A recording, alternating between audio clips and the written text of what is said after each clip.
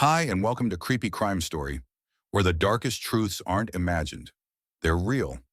She left behind her phone, her car, and her ID, but she didn't leave on her own.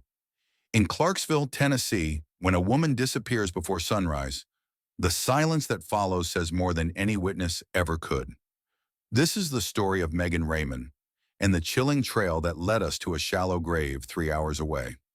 It started on the morning of February 27th, 2025. At precisely 8:43 a.m., dispatch at Clarksville Police Department received a welfare check request. The call didn't come from a neighbor. It came from Megan's mother, who calmly but firmly explained that her 33-year-old daughter hadn't answered any texts since late the night before. That wasn't like her. No fights, no history of leaving. Just silence. Officers arrived at the Raymond residence before 9:20 a.m. It was a modest one-story house off a residential street, the kind of neighborhood where people wave during morning walks and leave their porch lights on out of routine, not fear. Megan's white sedan was parked in the driveway. No signs of forced entry, no broken glass, nothing out of place. Dennis Raymond, Megan's husband of 5 years, opened the door, calm, cooperative, wearing a gray t-shirt and jeans. He explained they had argued sometime after midnight. He claimed Megan left the house around 1:30 a.m.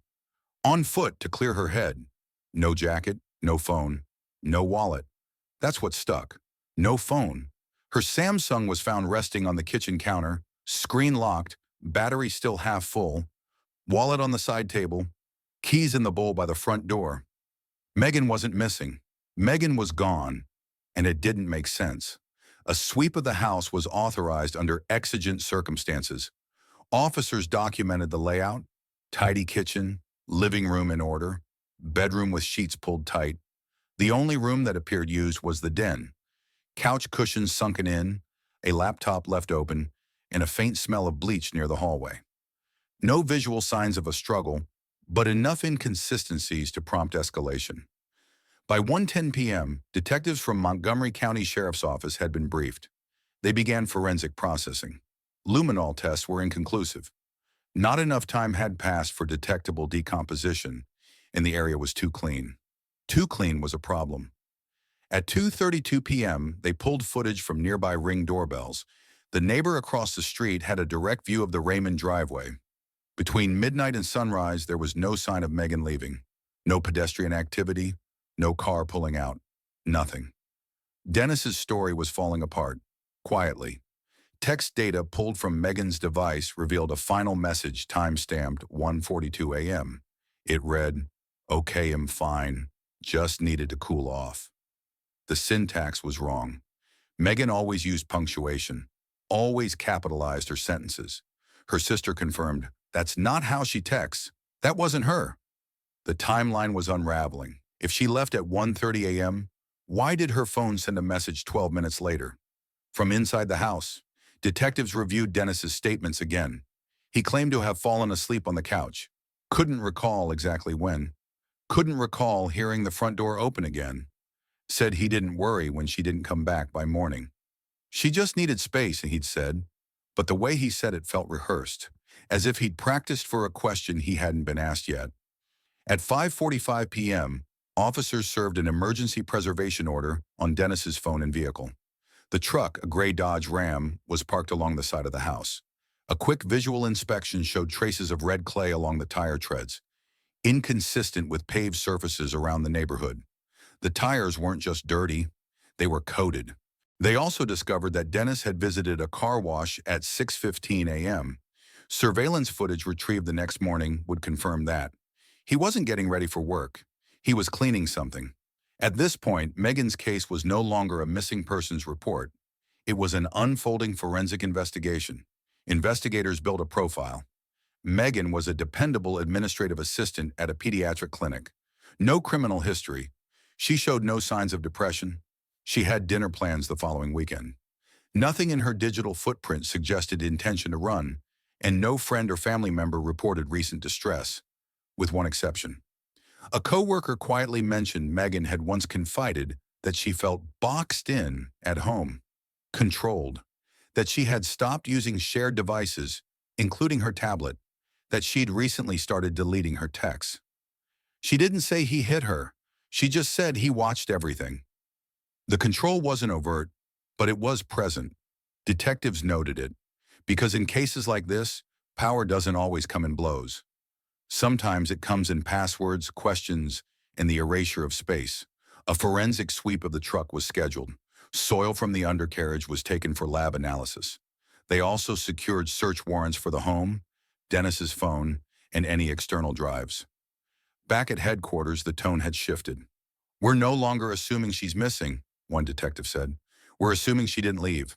By the morning of February 28, 2025, the investigation into Megan Raymond's disappearance had shifted from routine to urgent. Megan hadn't been seen in 48 hours. Her vehicle hadn't moved. Her phone remained untouched, and her digital footprint, normally active, had gone dark. The task force focused on reconstructing her personal life. Investigators prioritized one key question: if Megan didn't leave on her own, what was she trying to leave behind? Megan Brittany Raymond, born March 1991, had no criminal history, no documented psychological episodes, and no history of substance abuse. She worked full-time at a pediatric clinic in Clarksville. Her co-workers described her as reliable, warm, and quiet. Her routine was consistent: work, church, groceries on Sundays. She had no children. She had no reason to vanish.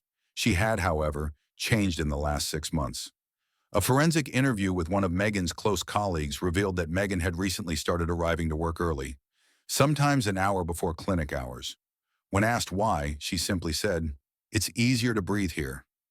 That detail alone wasn't incriminating, but combined with the fact that she had removed location sharing from her phone and logged out of shared accounts, it suggested a pattern. Investigators requested and obtained a digital forensics warrant for all sync devices within the Raymond residence. A subpoena to the cell carrier provided location data from Megan's phone and Dennis's from the past 30 days. Megan's movement patterns were narrow: home, work, grocery store, repeat. Dennis, on the other hand, had 3 unaccounted night drives logged between 1 a.m. and 4 a.m. in February. Those details would later be compared against soil sample routes from the truck. Detectives reviewed financials. Megan's individual checking account hadn't seen any activity since the 26th, but Dennis had withdrawn $400 in cash on the 27th at 6:42 a.m., the morning Megan was reported missing. He told police it was for gas and groceries. There was no evidence of either. On February 28th, detectives interviewed Megan's sister, Hannah. Hannah revealed that Megan had briefly mentioned she was thinking about moving out. She didn't give a timeline. She never said why, but she had made one specific statement in January: "I'm tired of being tracked. He knows everything I do." This statement prompted a closer look at Dennis's digital behavior. Through analysis of his cloud account, investigators confirmed the existence of a location tracking app installed on both his and Megan's phones, under the guise of a family locator. It had been active as recently as February 25th. Megan had uninstalled it the next day. That was her last full day of digital activity. Control through digital surveillance is a known red flag in domestic coercion cases. It is often unreported. It rarely leaves bruises, but it leaves patterns. The key is recognizing them before they vanish. The forensic team examined Dennis's laptop next. Although some folders appeared recently deleted, metadata logs showed a user had accessed several browser security wipe tools at 3:14 a.m. on February 27th. This was 2 hours after Dennis claimed Megan left. It contradicted his timeline, again. Digital control, financial isolation, altered behaviors, and shifting routines. None of it proved homicide, but none of it indicated a woman simply walked away from her life either. On the evening of February 28th, detectives re-interviewed Dennis Raymond. He remained calm, cooperative, repeated the same statement nearly word for word. When asked about the software tools used on his laptop that night, he said, "I clear my browser often, habit." Investigators noted that the search history had been wiped, but not perfectly. Cached autofill data still showed fragments of queries including how deep to bury a body and how to erase cell tower pings. These entries were not recovered from Megan's devices. The forensic implications were immediate. An affidavit was prepared for expanded search and seizure. The investigation was no longer operating in the realm of suspicion. It was now being guided by forensic contradiction. By March 1st, the forensic sequencing was as follows. Megan's phone remained static in the home after 1:30 a.m. Her final outgoing message was sent at 1:42 a.m. from her phone, while Dennis claimed she had already left. Dennis's truck left the residence at approximately 2:10 a.m., consistent with GPS ping data. A forensic tool was used to overwrite browser history on Dennis's laptop that same night. A cash withdrawal was made 6 hours later, with no clear use. As investigators reviewed the combined timeline, the cohesion of data became almost too convenient, too aligned. As one agent said during briefing, the data aligned too cleanly. Sometimes that's the problem. In towns like Clarksville, people don't just disappear. They're noticed. And when something is off, neighbors remember. By March 2nd, two separate neighbors came forward saying they noticed Dennis's truck missing around 2 a.m. on the night Megan vanished. They didn't think much of it until they were asked to think about it. On March 2nd, 2025, the investigation reached a turning point. For days, the case had rested heavily on circumstantial indicators, contradictions in statements, behavioral flags, and the quiet alarm of a digital life abruptly silenced. But investigators needed more than patterns. They needed proof. That proof arrived through GPS data. A forensic analyst from the Montgomery County Sheriff's Digital Unit isolated location records from Dennis Raymond's Dodge Ram. The vehicle was equipped with a standard onboard telematics module linked to a mobile app. That system, designed to log performance and locate the vehicle, had retained its route history. On February 27th, the night Megan was last seen, the truck had left the Raymond residence at 2:08 a.m. Its destination was not a gas station, as Dennis had casually implied. It was rural Scott County, over 160 miles away. Investigators examined the coordinates.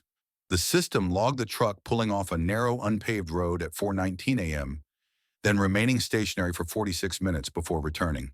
The route wasn't one that could be easily explained as a wrong turn or misdirection. It required intentional travel. This was the first actionable forensic break, a time-stamped, geolocated contradiction of Dennis's original claim that Megan left on foot and that he never left the house. The discovery shifted the focus of the task force. A secondary team was dispatched to Sunbright, Tennessee, a wooded, low-traffic area near the route's endpoint.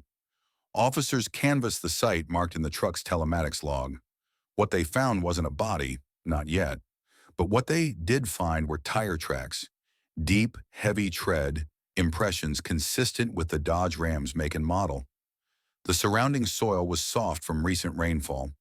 At the edge of a clearing, there was a large flat stone partially embedded in disturbed earth. That rock was later determined to have been dragged from a nearby ridge and placed intentionally. Beneath it, the ground appeared recently overturned. There was no grass regrowth, no leaf debris. The perimeter had clearly been tampered with. The site was sealed. Cadaver dogs were flown in from Nashville. Within hours, the dogs alerted on the location. At 7:41 p.m. on March 2nd, human remains were discovered. Female, adult, partially clothed. The body was in a shallow grave, approximately 16 inches deep, covered in a plastic tarp and loose clay. Decomposition was advanced but not complete. The position of the body, the condition of the hands, and the plastic barrier suggested intentional concealment. There was no sign of animal disturbance. That meant whoever buried her had done so recently, and well enough to delay discovery, but not for long. Forensic pathologists would later confirm that the victim was Megan Brittany Raymond. Dental records and tattoo identification supported the preliminary visual match. But this chapter wasn't about the body, it was about the route that led to it. Back at the digital forensics lab, analysts pulled a layered analysis of Dennis's cell phone tower activity. On the same night the truck made its trip, his device connected to a tower just south of Sunbright at 4:42 a.m., a ping that put him within 5 miles of the gravesite. It matched the window of time the truck had stopped moving. Even more damaging, investigators discovered that Megan's phone, despite having been left at the house, had a data sync that occurred at 1:47 a.m., 5 minutes after Dennis claimed she left. The sync was forced manually. Someone had opened her device, accessed the settings, and attempted to back up her messages. That attempt failed. The backup server registered no cloud connection. This meant two things. Her phone was accessed after she was allegedly gone, and the sync attempt suggested someone wanted to erase or preserve specific data, possibly both.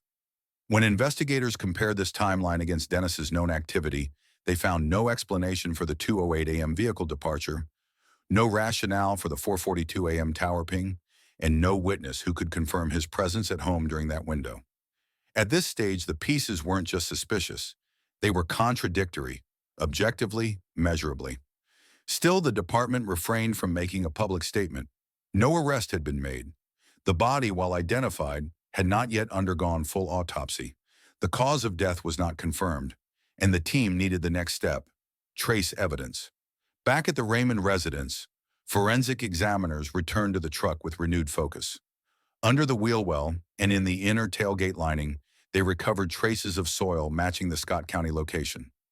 A single brown fiber was removed from the tarp Megan's body was wrapped in. That fiber was consistent with the interior fabric of a quilt found inside the Raymond garage. It was enough to request a no-knock search extension, which was signed and served on March 3rd.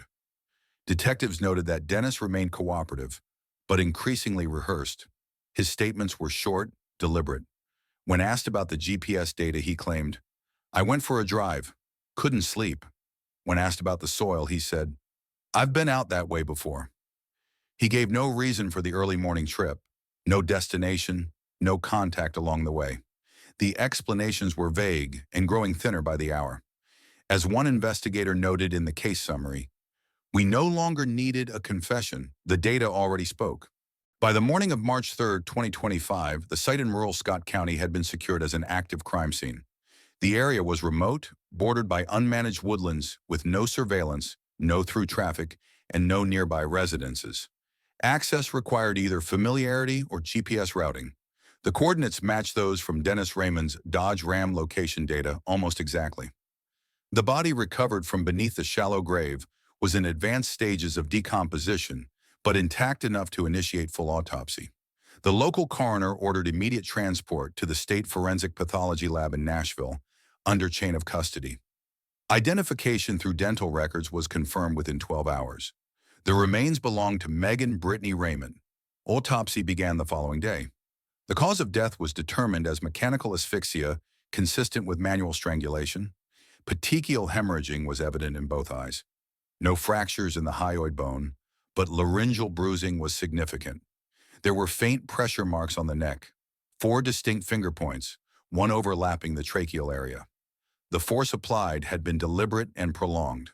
There were no defensive wounds, no skin under the fingernails, no bruising to the knuckles or outer limbs. Her nails were intact. This detail, though minor, indicated that Megan had not fought back physically or had not been able to. Toxicology returned negative. No narcotics, no alcohol, no sedatives. That ruled out incapacitation. She was conscious when it happened. Clothing retrieved from the body included a soft cotton t-shirt, undergarments, and pajama bottoms. No shoes, no jacket, no outerwear. It supported the earlier claim that she had not planned to leave the house that night voluntarily. The presence of post-mortem lividity along the back confirmed that she had remained supine for several hours before being relocated. This aligned with the vehicle's departure time, 2:08 a.m., from Clarksville. Additional forensic work was performed on the tarp used to wrap the body.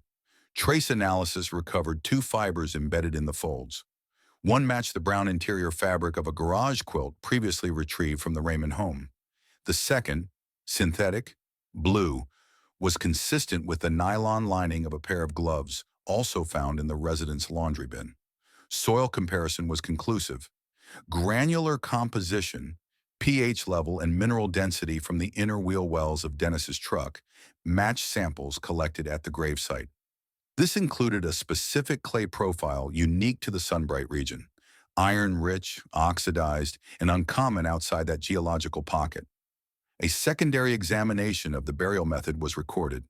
The grave was shallow, approximately 16 inches, beneath a large, out-of-place stone. There were no tool marks around the pit, suggesting the dig had been done by hand or with a short-handled object. The edges were uneven. There was no attempt at camouflage beyond the stone placement.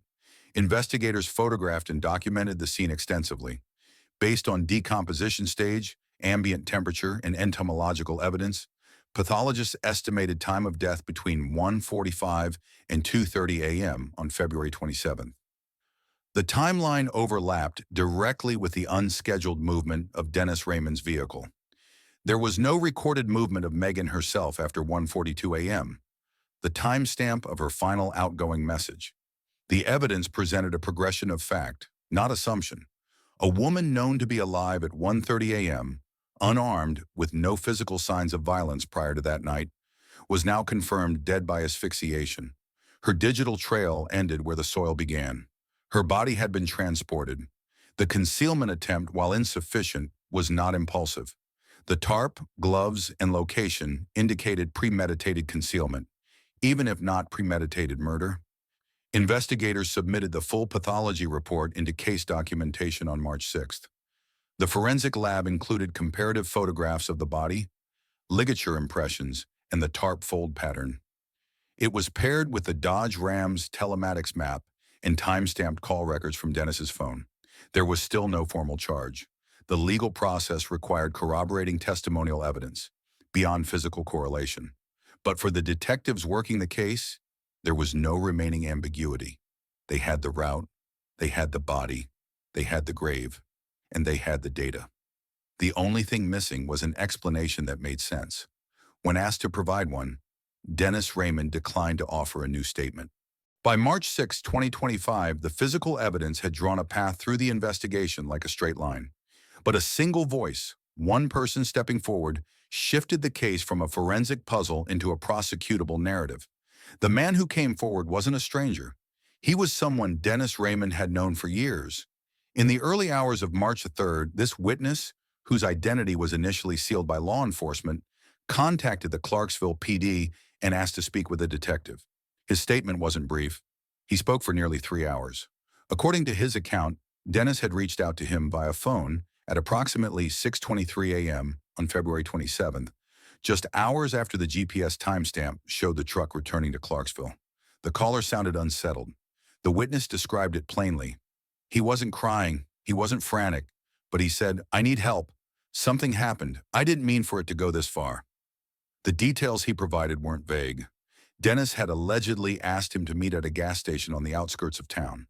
When they met, Dennis stayed in the driver's seat, left the engine running, and told him there had been a fight, a bad one, that Megan had fallen and wasn't breathing. He never used the word dead, but he made it clear she was no longer alive. The witness asked why he hadn't called 911. Dennis didn't answer. According to the witness, Dennis made one specific request: help moving something. When pressed, he changed the subject. The man refused to get involved further. But what stuck with him wasn't the content of the conversation. It was the tone. There was no panic, no disbelief, just logistics. After the news broke about Megan's body being found in Scott County, this same man contacted police again. What he shared wasn't hearsay. It was corroborated through call logs, surveillance footage, and Dennis's own movement that morning. Investigators obtained security footage from the gas station where the two had allegedly met. Timestamp: 6:45 a.m., February 27th, 2 vehicles, one Dodge Ram, one compact sedan, both men visible. No exchange, no bag, no object, just a quiet 5-minute conversation at the pump. That detail mattered. It confirmed presence. It placed Dennis outside his home hours after his wife's disappearance, without notifying anyone, and speaking with someone who would later identify the event voluntarily. The witness turned over his phone. The call log matched his testimony. Investigators had now connected Dennis to the timeline, not only through GPS and forensics, but through human memory. A statement freely given, no deal, no threat, just truth, as recalled by someone no longer willing to hold it in. Legally, this type of statement was considered critical. It framed state of mind. It established intent, or at minimum, consciousness of guilt. Dennis had spoken in past tense. He had used phrases like, "I didn't mean to," and while he had not confessed, he had not denied anything either. This became the pivot in the internal case memo. Up until this point, investigators were presenting evidence. Now they were beginning to present behavior. On March 7th, detectives re-examined the timeline between 2 a.m. and 7 a.m. They filled in the following. Truck departed at 2:08 a.m., arrival in Scott County. 4:19 a.m., truck leaves 5:07 a.m., return to Clarksville, number 6:15 a.m. Call to the witness, 6:23 a.m., meeting at gas station, 6:45 a.m. No 911 call, no text to family, no sign of reporting. This wasn't just silence, it was concealment in motion. But even with everything stacking up, body recovered, timeline confirmed, statement from a friend, there was still no direct admission from Dennis. That didn't make the case weaker, it made the case sharper. The person who came forward didn't see himself as a hero. He said one sentence that stood out in the interview report. I didn't know what to do when he called, but I sure as hell knew I couldn't stay quiet after they found her. Sometimes in cases like these, that's what makes the difference. Not a smoking gun, but someone who stops pretending they didn't hear the shot. The final walkthrough of the Raymond residence began on March 8, 2025.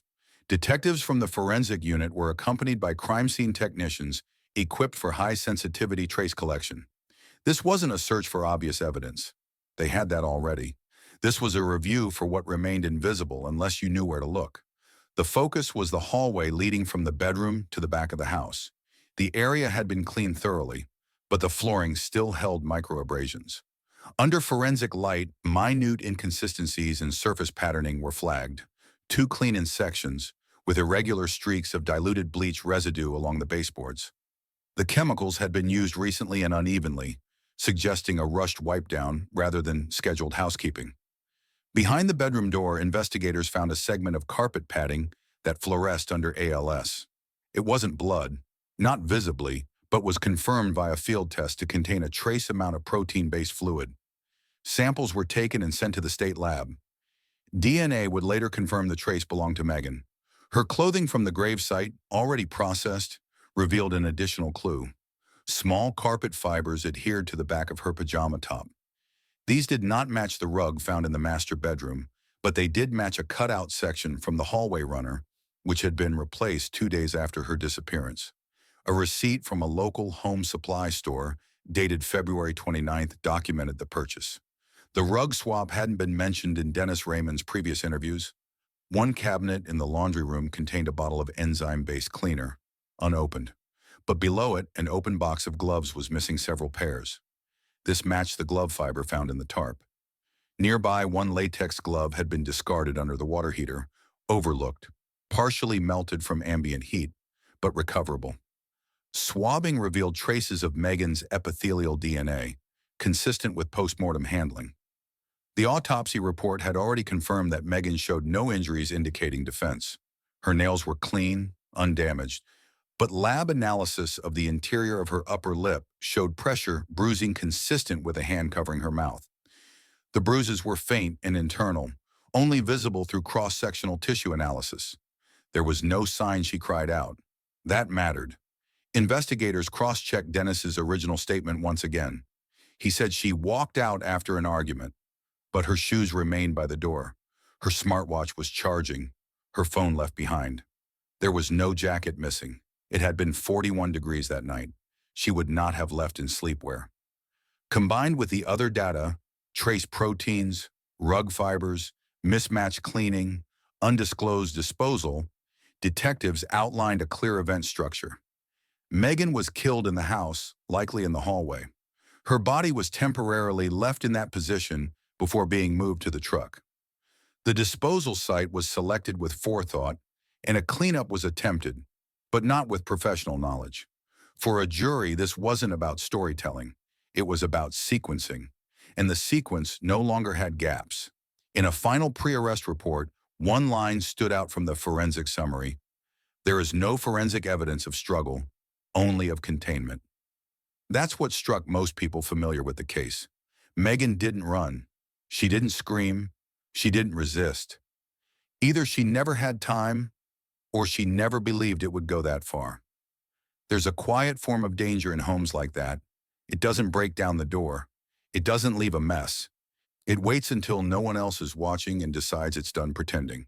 By March 10th, 2025, The case file on Megan Raymond no longer read like a missing persons report.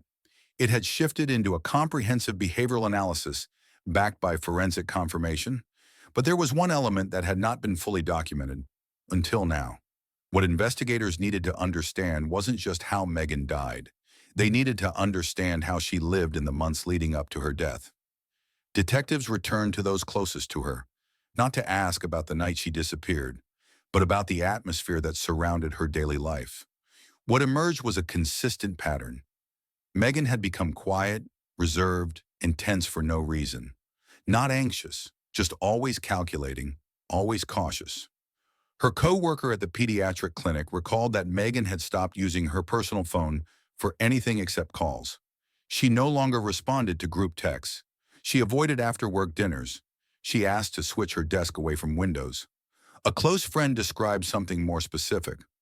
Megan had mentioned once, in passing, that Dennis read her messages, not just when she let him, he had access.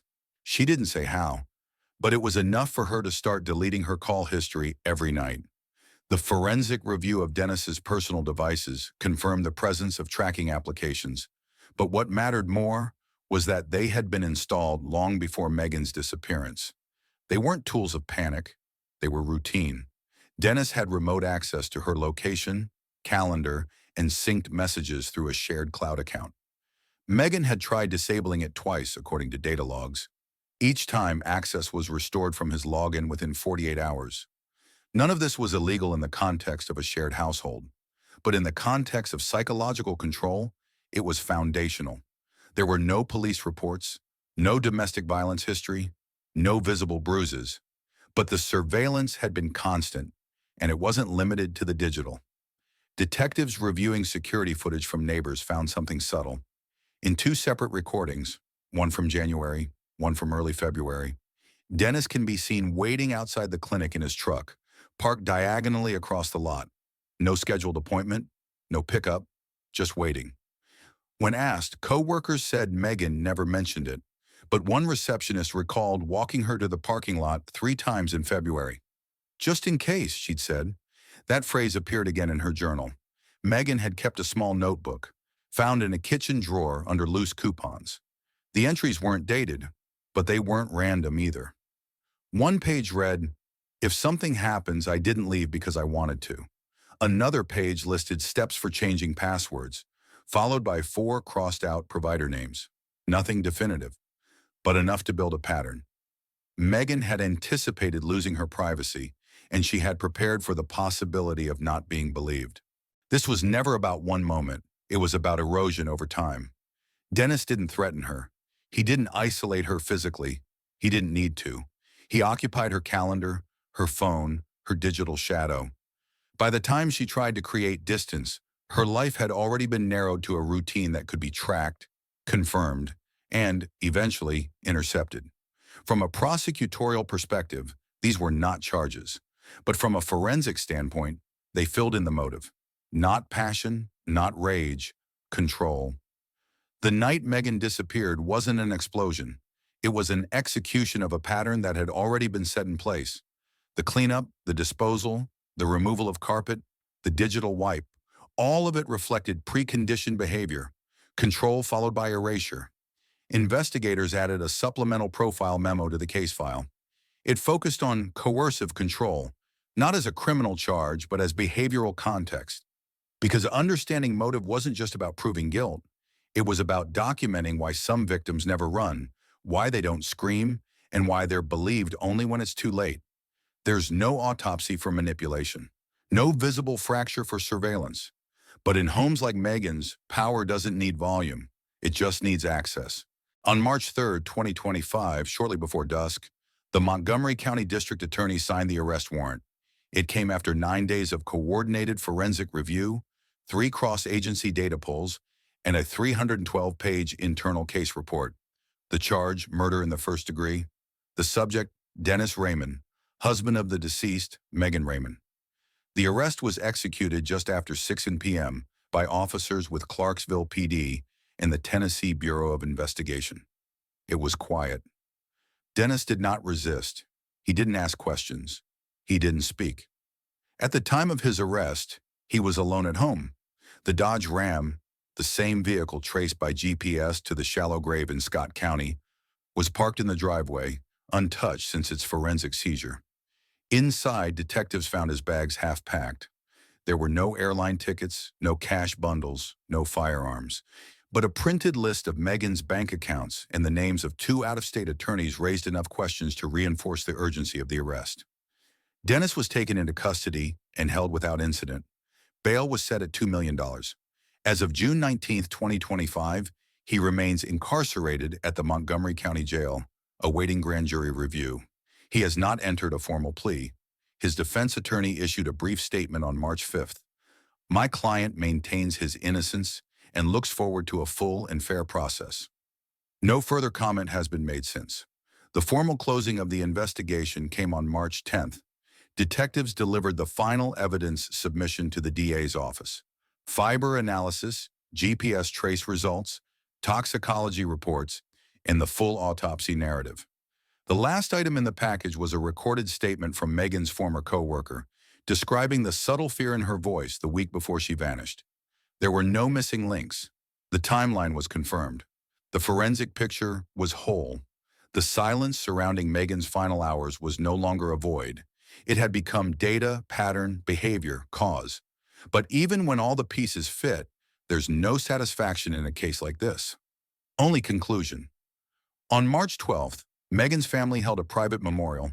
No press, no live stream, just 30 chairs in a small chapel on the edge of town. Her mother, Judith, issued a statement afterward. We hope the truth gives her some peace, and if it doesn't, we will keep speaking it until it does. Local news outlets began reporting on the case with renewed focus, not on the crime itself, but on the signs people missed. Clarksville's Domestic Violence Response Center launched an awareness campaign highlighting digital surveillance in relationships. Posters went up in schools, libraries, hospitals. One read, "Not all prisons have bars, some have passwords." The DA's office declined to offer commentary on pending prosecution, but one investigator, off record, summed up the tone behind closed doors. We didn't get a confession. We didn't need one. The data was louder. Cases like this don't just leave one victim behind. They leave a wake of confusion, friends who feel complicit for not asking more questions, co-workers who remember something off but not alarming, relatives who misread control for protectiveness. The grief becomes collective, scattered across years of subtle moments no one thought to record until it was too late. Megan never made a formal report. She never called 911. She didn't say she was in danger, but she changed her behavior. She withdrew from people. She started writing things down. That notebook found in her drawer, wedged behind grocery coupons, wasn't dramatic. There were no farewell letters, no names, no detailed complaints. Just one line that investigators included, word for word, in the closing report. If something happens to me, I didn't leave because I wanted to. It wasn't a legal document. It wasn't forensic proof. But it said everything that needed to be said. As of this writing, Dennis Raymond remains in custody. A grand jury is expected to convene in late summer. Megan's death has not yet reached courtroom judgment, but her story has already changed how Clarksville talks about domestic control. Not every crime ends with a verdict. Some end with acknowledgement. That's where real accountability begins, and that's where this case ends. In the end, stories like Megan's aren't just about crime. They're about the silence that lets it happen. I've learned that control doesn't always look like bruises. Sometimes it looks like isolation, subtle fear, or a quiet voice that keeps saying, I'm fine. If you're watching this and something about her story felt too familiar, don't ignore that instinct. Trust it. Speak up. Protect your peace. So tell me, have you ever seen red flags in someone else's relationship but didn't know what to do? Or maybe you've been through something yourself. I'd love to hear your thoughts in the comments. If this story moved you, share where you're watching from, or if you didn't connect with it, tell me why. Your voice matters. And if you want to hear more real stories that shine light into the dark, hit that subscribe button so you don't miss the next case.